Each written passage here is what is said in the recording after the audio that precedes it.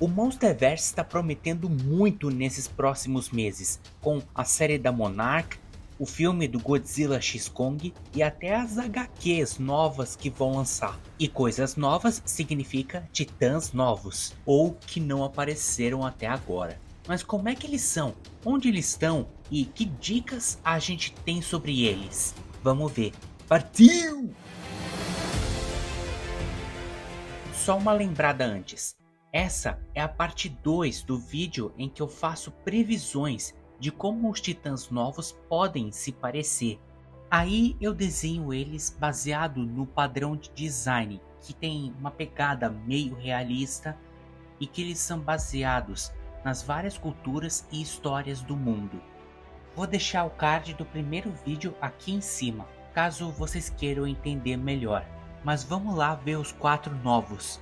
Mas antes, não esquece do like, de se inscrever e de ativar o sininho. Aviso, esse vídeo contém figuras e nomes que podem ser considerados assustadores ou perturbadores para alguns públicos. Agora sim, vamos! 1. Mokele Mbembe. Ele é da África, do Congo para ser mais específico. Mokele Mbembe significa aquele que interrompe o fluxo dos rios. No Godzilla Rei dos Monstros, até deu para ver o posto 75 da Monarch, onde ele ficava.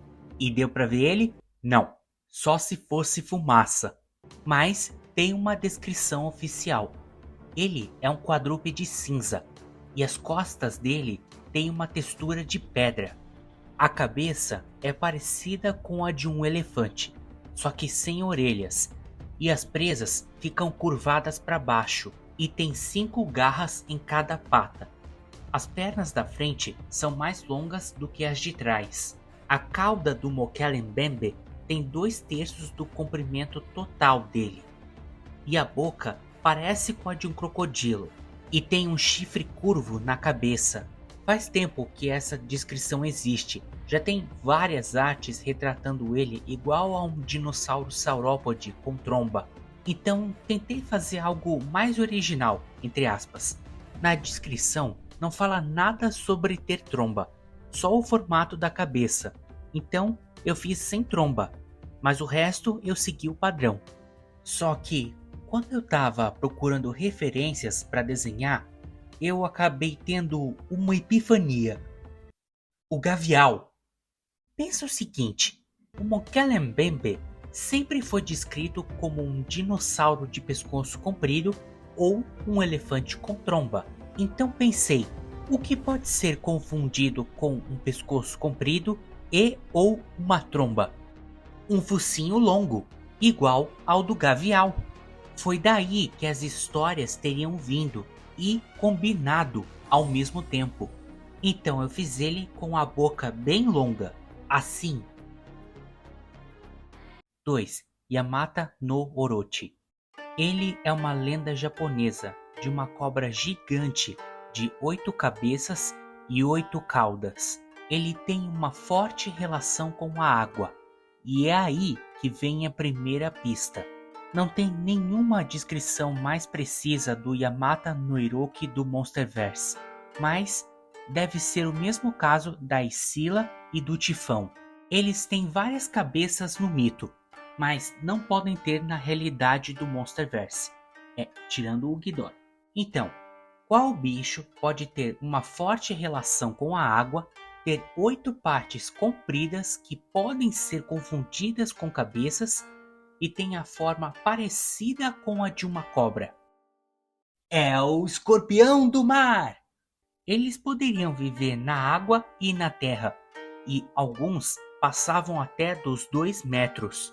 E além de tudo, eles eram relacionados com os aracnídeos, que nem as aranhas, os carrapatos e os próprios escorpiões.